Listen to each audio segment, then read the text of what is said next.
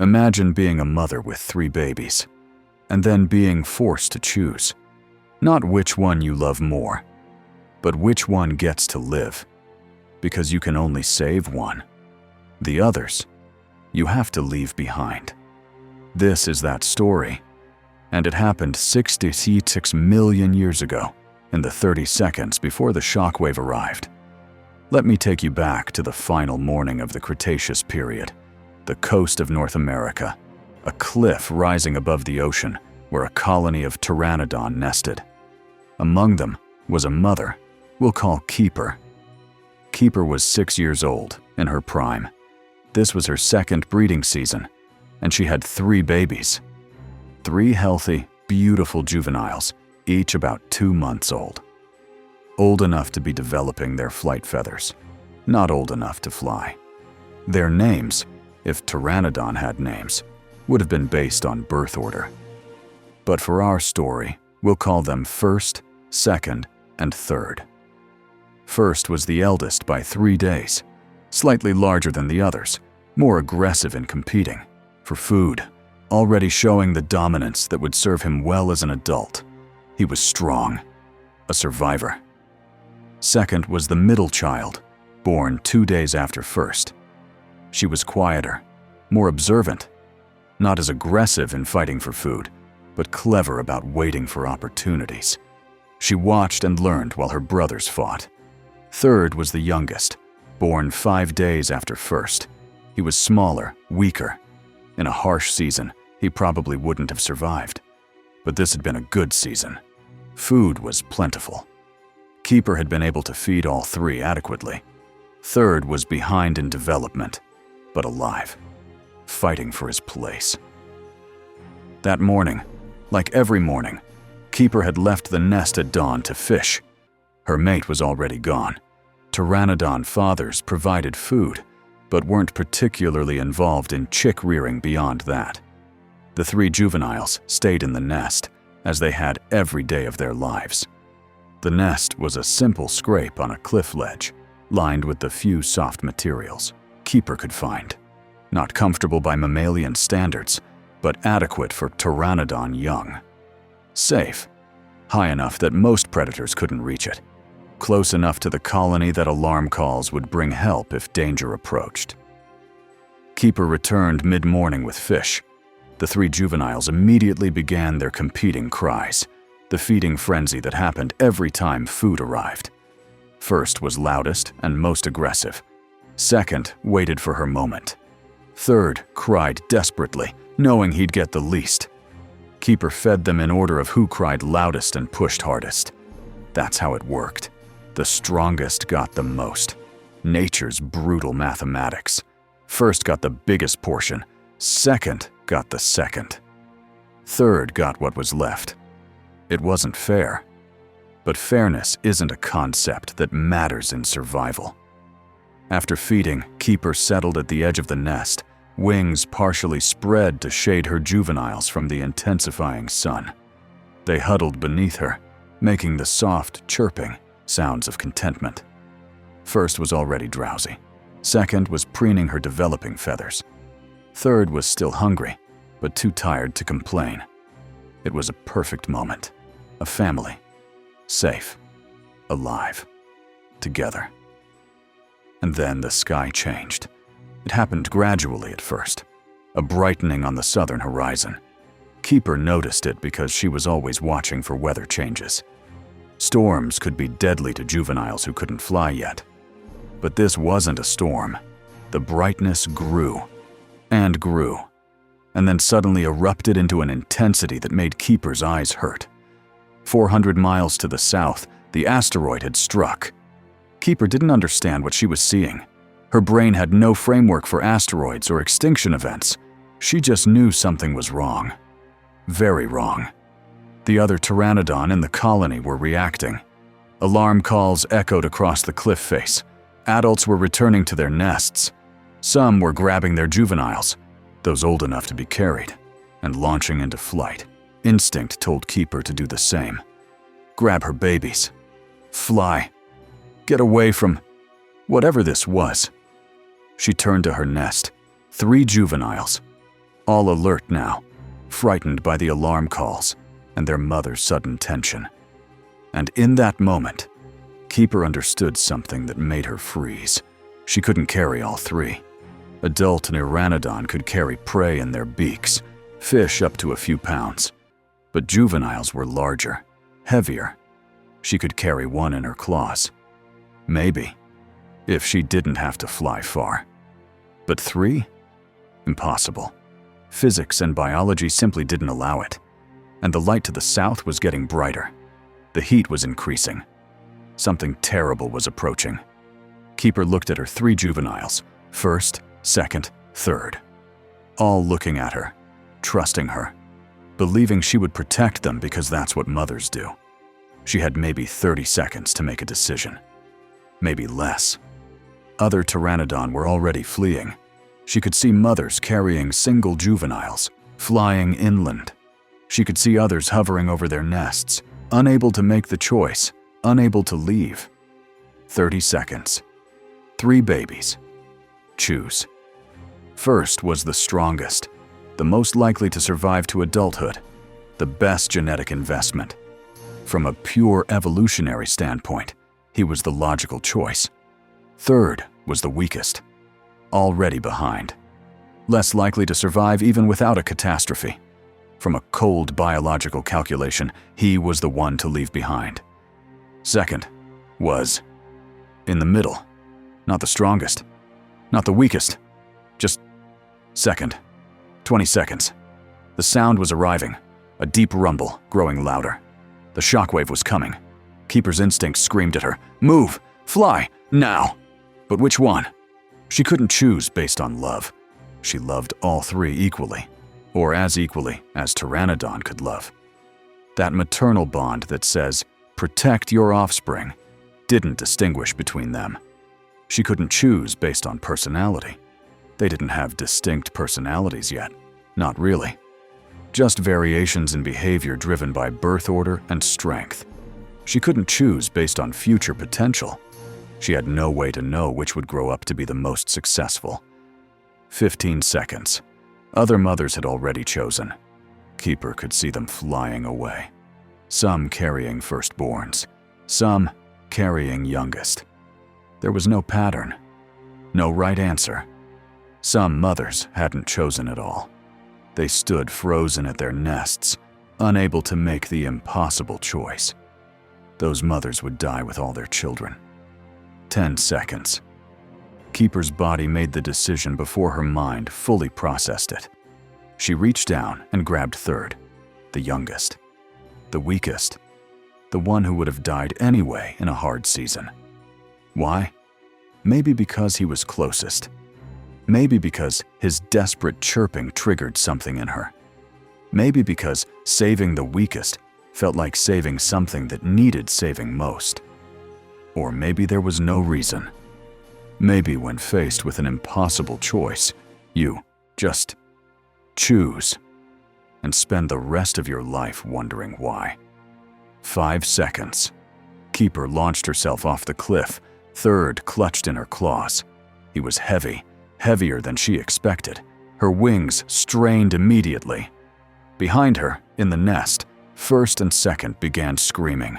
Not the food-begging cry, not the contentment chirp, the distress call. The sound that means, "Mother, help me. Mother, save me. Mother, I'm scared." Keeper heard it. Of course she heard it. Every instinct told her to turn back. Get them, save them. But she couldn't. Physics wouldn't allow it. She was already struggling to maintain altitude with third. If she went back for the others, all three would die. 3 seconds. She flew. Away from the nest. Away from the cliff. Away from first and second. Their screams followed her. Mother. Mother. Mother. 2 seconds. Keeper looked back once, just once. She could see them in the nest. First was trying to flap his developing wings as if he could somehow fly to her.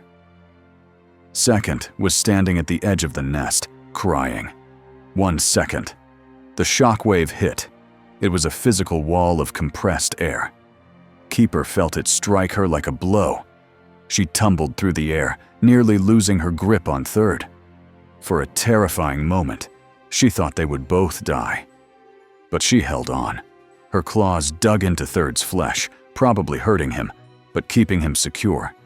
She fought the turbulence, used every bit of flying skill she had, and somehow managed to maintain control.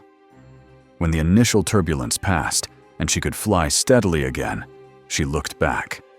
The cliff was changed. Parts of it had collapsed. Nests were gone. Pteranodon bodies, adult and juvenile, were scattered across the rocks and beach below. Keeper's nest was still there.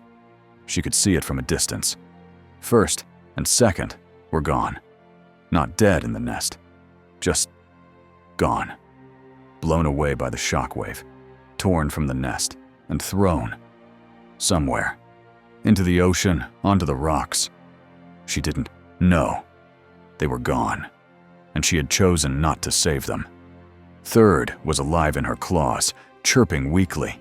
Frightened, hurt, but alive. Keeper flew for hours, away from the coast, inland, following her instincts that said, "Get away from the ocean," because tsunamis were coming. She flew until her wings couldn't fly anymore, until her muscles gave out, until she had no choice but to land. She found a rocky hillside, relatively sheltered. She landed awkwardly, exhausted. Third tumbled from her claws, chirping in distress. Keeper gathered him close, wings spread protectively, and for the first time in her life, she made a sound that might have been grief. A low, keening cry that had no purpose except to express pain. Third was alive because she had chosen him. First and second were dead because she had not. In the days that followed, Keeper kept Third alive through the initial chaos. She found food in the devastated landscape, mostly carrion, as there wasn't much living prey left. She protected him from predators who were also struggling to survive. She taught him to eat the strange foods available in the post-impact world. Third grew. Slowly. He was malnourished, like all surviving creatures. But he grew, and every day, Keeper heard the screams. First and second's final cries. "Mother! Mother! Mother!" They weren't really there. She understood that on some level. It was memory, trauma, the sound replaying in her mind. But it felt real. It felt like they were still crying for her, still asking why she left them, still wanting to know why Third was chosen, and they were not. 3 weeks after the impact, Keeper encountered another surviving Pteranodon, a mother who had also made the choice. This mother had chosen her firstborn, the strongest, the logical choice. They recognized each other, not as individuals, but as mothers bearing the same wound. The other mother had saved one juvenile. Keeper had saved one juvenile. But both had left 2 behind. Neither mother's choice was right or wrong. Both mothers were survivors. Both mothers were haunted. They didn't communicate. Pteranodon didn't have complex language, but they stayed near each other for several days. 2 mothers, 2 saved juveniles, and the ghosts of 4 left behind. Eventually they separated. Resources were scarce. Competition was fierce. Third learned to fly at 4 months old, later than normal, but he learned. The first time he spread his wings and launched himself into the air, Keeper felt something that might have been pride, or relief, or just the confirmation that her choice had produced a survivor. But she also thought of First, who would have learned to fly earlier, who would have been strong and dominant, and second, who would have been clever and patient. She had saved Third, the weakest, and he was surviving. Barely, but surviving. Was that the right choice? There was no way to know. First might have survived just as well. Second might have survived better. Or they might all have died anyway. The only certain truth was that Keeper had made a choice in 30 seconds that would define the rest of her life. 6 months after the impact, Third was independent. He left to find his own territory, as juvenile Pteranodon do. Keeper watched him fly away, strong enough to survive on his own, thanks to her care. He never looked back. That's not how Pteranodon work. He didn't understand what she had given up to save him. Didn't know about first and second. Didn't know about the choice. And that was fine. That was right. He was alive. That's what mattered. Keeper lived for another year in the post-impact world. She never made it again. Never produced more juveniles. The world was too harsh, food too scarce. She died at age 7, younger than she should have. Malnutrition, injuries, the cumulative stress of surviving in a dying world. Her last thoughts, if Pteranodon had thoughts, might have been of 3 juveniles in a nest, first, second, and third. She had saved 1. She had lost 2. Was it worth it? Philosophers and ethicists have debated the trolley problem for centuries. If you can save 5 people by sacrificing 1, should you? If you have to choose which person to save, how do you choose? Humans agonize over these questions in the abstract. Keeper had 30 seconds to make the choice for real. No time to debate ethics. No time to weigh options. No time to consult others. Just choose. And she did. Saved 1. Lost 2. Was it the right choice? There is no right choice. That's the horror of impossible choices. Every option is wrong. Every option involves loss. Every option leaves you wondering, what if? What if she had chosen first? Would he have survived better? Would his strength have given him an advantage? What if she had chosen second? Would her cleverness have helped her adapt to the post-impact world? What if she had chosen differently in that 30-second window? The answer is, it wouldn't have mattered which one she chose. 1 would survive. 2 would die. That was the mathematics of the situation. The only variable was which screams she would hear in her dreams. If she had chosen first, she would have heard second and third crying, "Mother, why not me?" If she had chosen second, she would have heard first and third crying, "Mother, why not me?" She chose third. So she heard first and second crying, "Mother, why not me?" The choice changed who died. It didn't change that most of them died. It didn't change the guilt. It didn't change the grief. Some mothers in the colony chose not to choose. They stayed with all their juveniles and died when the shockwave hit. Were they wrong? At least they didn't have to live with the choice. At least they didn't have to hear the screams. At least they died knowing they hadn't picked favorites. But their genes died with them. All their juveniles died.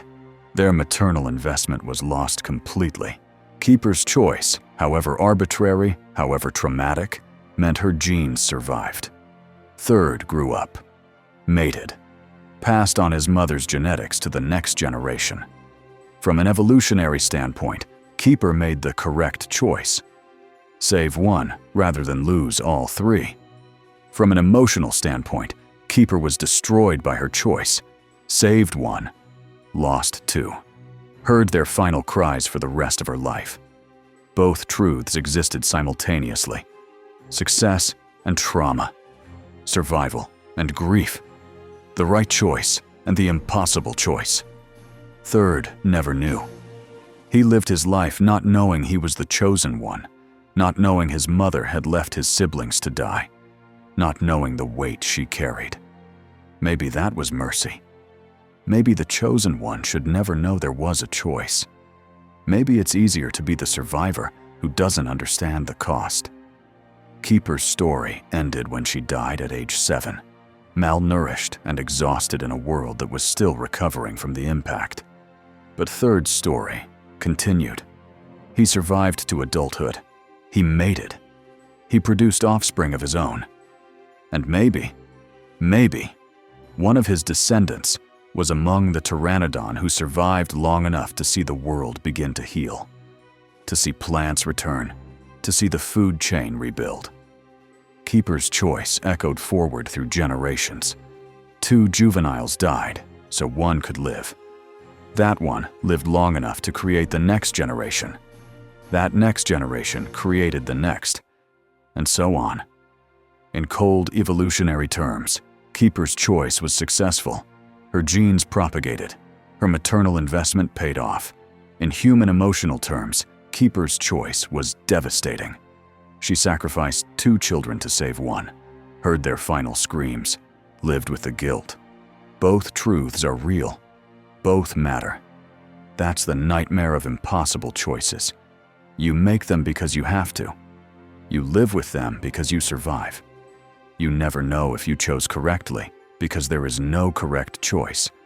You just know you chose.